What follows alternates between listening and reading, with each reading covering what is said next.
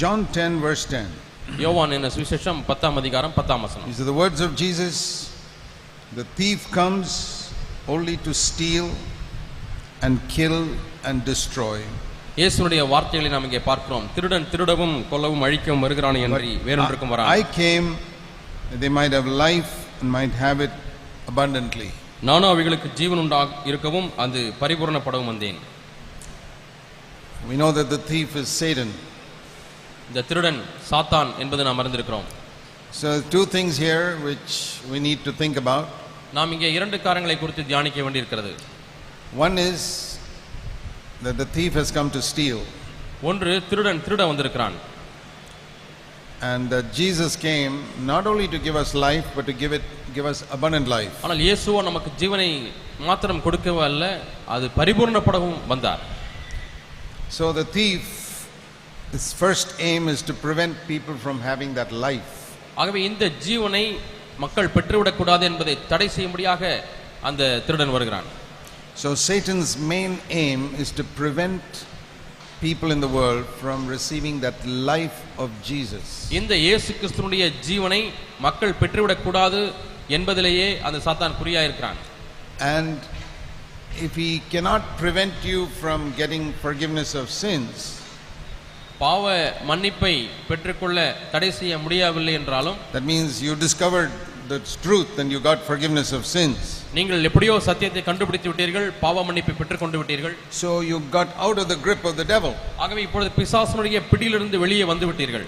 Then his aim is to prevent you from getting abundant life. இப்பொழுது அவனுடைய நோக்கம் என்னவென்றால் இந்த பரிபூர்ண ஜீவனை நீ பெற்றுக்கொள்வதிலிருந்து தடை செய்வது.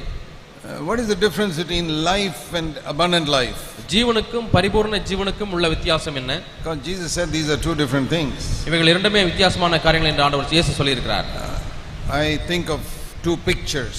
நான் இரண்டு சித்திரங்களை நான் யோசித்து பார்க்கிறேன். Jesus often used pictures to explain truth.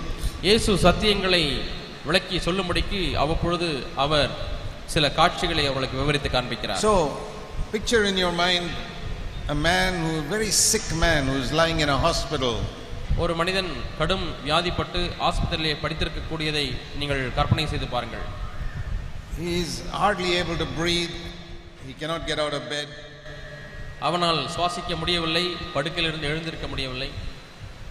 He's got tubes in his nose and hand and all that. கையிலேயும் மூக்கிலேயும் தொண்டையிலேயும் குழாய்கள் மாட்டப்பட்டிருக்கிறது. He's not dead. அவன் மரிக்கவில்லை. You can say he's got life. அவனுக்கு இன்னும் ஜீவன் இருக்கிறது என்று நாம் சொல்லலாம். But he's just surviving. ஆனால் எப்படியோ உயிர் பிழைத்துக் கொண்டிருக்கிறார். And he constantly needs the doctors and the nurses to treat him in order to live. அவர் எப்படியாவது தொடர்ந்து உயிர் அவருக்கு இருக்க வேண்டும் என்று சொன்னால் மருத்துவர்களும் அங்கே உள்ள நர்ஸ்மார்களும் பக்கத்திலே இருந்து கொண்டே இருக்க வேண்டும். Now you compare him with a young man who's playing football for 90 minutes on a இப்பொழுது 90 நிமிடங்கள் கால்பந்தாட்ட மைதானத்திலே விளையாடக் கொண்டிருக்கக்கூடிய ஒரு வாலிபனை எண்ணி பாருங்கள். That boy has also got life. அந்த வாலிபனுக்கும் ஜீவன் இருக்கிறது. He's got abundant life. அவனுக்கு பரிபூர்ண ஜீவன் இருக்கிறது. I'm talking about physical life now. நான் இப்பொழுது சரீர பிரகாரமாக உள்ள உயிரை குறித்து சொன்னேன். These are pictures of two types of Christians. அவை இரண்டு விதமான கிறிஸ்தவர்களுடைய ஒரு அடையாளமாக இது இருக்கிறது. One, they are born again. ஒன்று அவர் மறுபடியும் பிறந்திருக்கிறார்கள். But they're exactly like sick people in a hospital. ஆனால் மருத்துவமனையில் இருக்கக்கூடிய நோய்வாய்ப்பட்ட மனிதனைப் போலவே இருக்கிறார்கள். Frequently sick. அடிக்கடி நோய்வாய்ப்படுகிறார்கள். Not able to breathe properly. ஒழுங்காக சுவாசிக்க முடியவில்லை. What do I mean by that? அதனுடைய பொருள் என்ன? That means they're often falling into sin. அடிக்கடி பாவத்திலே விழுகிற வாழ்க்கை. They cannot control their thoughts. They cannot control their temper. தங்களுடைய கோபத்தை அடக்க முடியவில்லை, தங்களுடைய சிந்தையை அடக்க முடியவில்லை. Such Christians are sick. இப்படிப்பட்ட கிறிஸ்தவர்கள் நோய்வாய்ப்பட்டவர்கள். Their sins may be forgiven. அவருடைய பாவங்கள் வேண்டுமானால் மன்னிக்கப்படலாம். And they constantly need to go to meetings to be stirred up. அவர்கள் உற்சாகப்படுத்தப்படுவதற்கு தொடர்ந்து இப்படிப்பட்ட கூட்டங்களுக்கு சென்று கொண்டே இருக்க வேண்டியிருக்கிறது. If they don't go to the meetings, they will die completely. அவர்கள் இப்படிப்பட்ட கூட்டங்களுக்கு போகவில்லை என்று சொன்னால் மரித்து விடுவார்கள். Those are like sick patients who always need to be in the hospital to be treated and given some intravenous drip and all that to survive.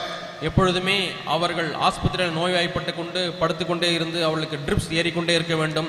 அப்பொழுதுதான் உயிர் பிழைக்க முடியும். அப்படிப்பட்டவர்களை போல இருக்கிறார்கள். Or like some people who have kidney dialysis, every few days they have to go to hospital, otherwise they will die. சிலர் அவர்களுக்கு சிறுநீரகம் பழுதடைந்து விட்டபடினாலே அவர்கள் ஒவ்வொரு அடிக்கடி ஆஸ்பத்திரிக்கு சென்று டயாலிசிஸ் செய்து கொள்ள வேண்டும். These people who get this kidney dialysis can live for many years. இப்படி ரத்தத்தை செயற்கை முறையில் சுத்திகரிக்கப்பட்டு வாழக்கூடிய மக்கள் பல ஆண்டுகள் உயிர் வாழலாம். But you can't say they've got abundant life. ஆனால் அவர்களுக்கு பரிபூர்ண ஜீவன் இருக்கிறது என்று நாம் சொல்ல முடியாது. You stop this kidney dialysis for a few months, they are dead. ரத்தம் சுத்திகரிக்கப்படுகிறதை செயற்கை முறையில் நிறுத்திவிட்டால் அவர்கள் மரித்து விடுவார்கள். Many Christians are like that. அநேக கிறிஸ்தவர்கள் இப்படித்தான் They இருக்கிறார்கள். always need something to hear and something to stir them up, otherwise they can't live. அவர்கள் இப்படிப்பட்ட கூட்டங்களுக்கு செல்ல வேண்டும், யாராவது அவர்கள் உற்சாகப்படுத்திக் கொண்டே இருக்க வேண்டும், இல்லாவிட்டால் அவர்கள் மரித்து விடுவார்கள். So the devil has robbed them of something. ஆகவே பிசாசு இவர்களிடத்திலிருந்து ஏதோ ஒன்றை திருடி விட்டான். That is not the way God wanted his children to live. தேவன் தம்முடைய பிள்ளைகள் இப்படி வாழ வேண்டும் என்று அவருடைய நோக்கமே இல்லை. How do you want supposing you got a child, how do you want him to live? உங்களுக்கு ஒரு குழந்தை இருக்கிறது, அந்த குழந்தை எப்படி வாழ வேண்டும் என்று விரும்புகிறீர்கள்? Do you want him to be like that active young man on the football field? கால்பந்தாட்ட மைதானத்திலே இருக்கக்கூடிய கால்பந்தாட்டு வீரனை போல இருக்க வேண்டும் என்று விரும்புகிறீர்களா? Or do you want your son or daughter to be like that sick person in the hospital just surviving? அல்லது உங்களுடைய மகனோ மகளோ அந்த நோய்வாய்ப்பட்டு உயிர் பிழைத்து கொண்டிருக்கக்கூடிய நிலையில் இருக்கக்கூடிய ஒரு வியாதிப்பட்ட மனிதனை போல இருக்க வேண்டும் என்று விரும்புகிறீர்களா? You know the answer. உங்களுக்கு அந்த பதில் தெரியும். I don't want my children to be like sick people lying in a hospital all the time. எப்பொழுது பார்த்தாலும் மருத்துவமனையிலேயே படுத்துக்கொண்டு சிகிச்சை பெற்றுக் கொண்டிருக்கக்கூடிய பிள்ளையை போல என்னுடைய பிள்ளை இருக்க நான் விரும்பவில்லை. You don't want your children to be like that either. உங்களுடைய பிள்ளைகளும் அப்படி இருக்க வேண்டும் என்று நீங்கள் விரும்புவதில்லை. I want to tell you, God doesn't want his children to be like that either. நான் உங்களுக்கு சொல்லுகிறேன், தேவனும் தம்முடைய பிள்ளைகள் அப்படி இருக்க வேண்டும் என்று அவர் விரும்புவதில்லை. Everyone sitting here, I want to tell you in Jesus' name, இங்கே உட்கார்ந்து கொண்டிருக்கக்கூடிய ஒவ்வொருவருக்கும் இயேசுவின் நாமத்தினாலே நான் உங்களை சொல்லிக் கொள்ள விரும்புகிறேன். God wants you to have abundant life. நீங்கள் பரிபூர்ண ஜீவனை பெற வேண்டும் என்று தேவன் விரும்புகிறார்.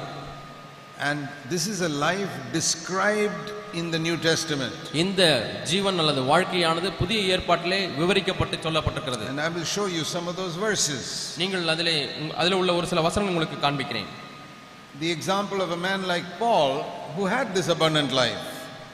ஒரு உதாரணத்துக்கு பவுலை நாம் எடுத்துக்கொள்வோம். அவருக்கு இந்த பரிபூர்ண ஜீவன் இருந்தது. Let me read what Paul says in 2 Corinthians chapter 2. 2 கொரிந்தியர் 2ஆம் அதிகாரத்திலே பவுல் என்ன சொல்கிறார் என்பதை நான் உங்களுக்கு வாசிக்கிறேன். Here is an example of a man who experienced the fullness of the abundant life Jesus came to give. இயேசு கிறிஸ்து கொடுக்க வந்ததான இந்த பரிபூர்ண ஜீவனின் நிறைவை அனுபவித்த ஒரு மனிதனை நாம் இங்கே பார்க்கிறோம். And I want to say that more than 90% of born again believers do not have this life. மறுபடியும் பிறந்த 90% கிறிஸ்தவர்களுக்கு இந்த ஜீவன் இல்லை என்று நான் சொல்கிறேன். They seem to be satisfied to be like sick patients in a hospital saying I'm born again.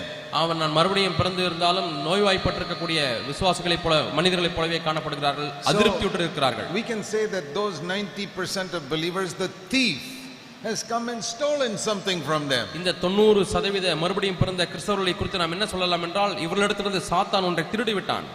He has stolen from them their inheritance which Christ purchased for them. இவர்களுக்கென்று கிறிஸ்து விலைக்கரைமாய் வாங்கின சுதந்திரத்தை சாத்தான் திருடி விட்டான். Why do I speak about this so passionately? ஏன் இதை குறித்து நான் வைராக்கியமாய் பேசுகிறேன்?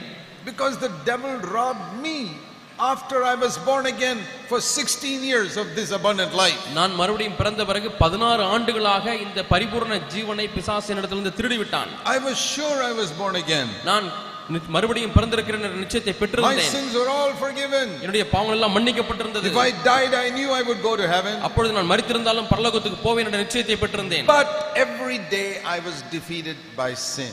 ஆனாலும் ஒவ்வொரு நாளும் நான் பாவத்தினாலே தோற்கடிக்கப்பட்ட வாழ்க்கை வாழ்ந்து கொண்டிருந்தேன். My language and my thoughts.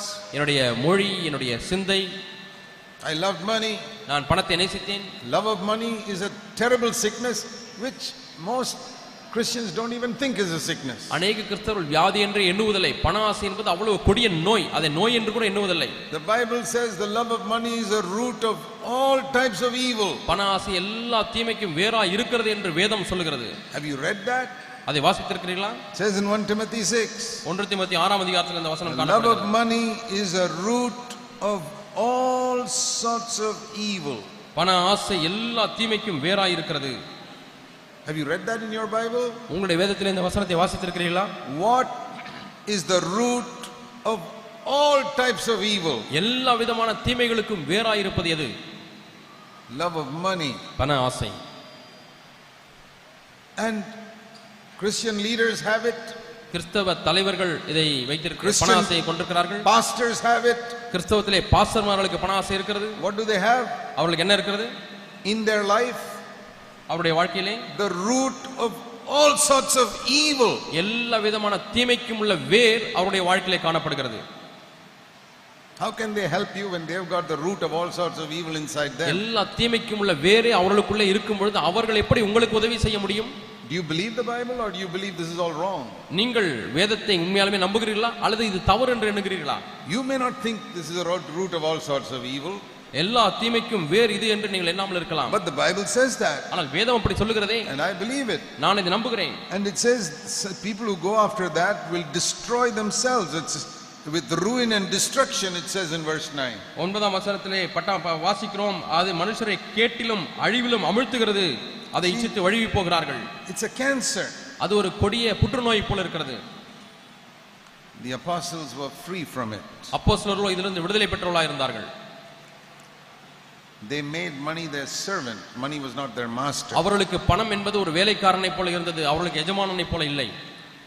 The devil could not destroy them with bad thoughts. பிசாசு அவர்களை கெட்ட சிந்தையினாலே அவர்களை அழிக்க முடியாது இருந்தது. So see what Paul says in 2 Corinthians chapter 2. ஆகவே 2 கொரிந்தியர் 2ஆம் அதிகாரத்திலே பவுல் என்ன சொல்கிறார் என்று பாருங்கள். Here is the testimony of a man who has got abundant life. பரிபூரண ஜீவனை பெற்ற ஒரு மனிதனுடைய சாட்சி.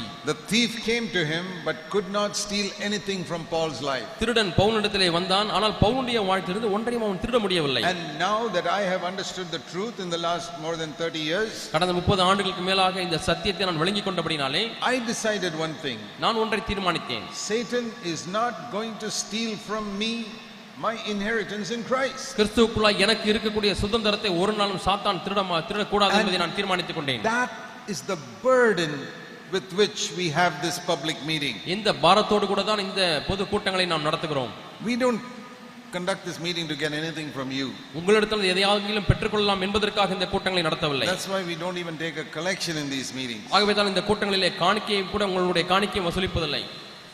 But our aim is that you, my dear brothers and sisters, must possess your full inheritance in Christ. ஆனால் சகோதரர்களே சகோதரிகளே, கிறிஸ்துவுக்குள்ளாய் இருக்கக்கூடிய முழு சுதந்திரத்தையும் நீங்கள் பெற்றுக்கொள்ள வேண்டும் என்று நான் விரும்புகிறேன்.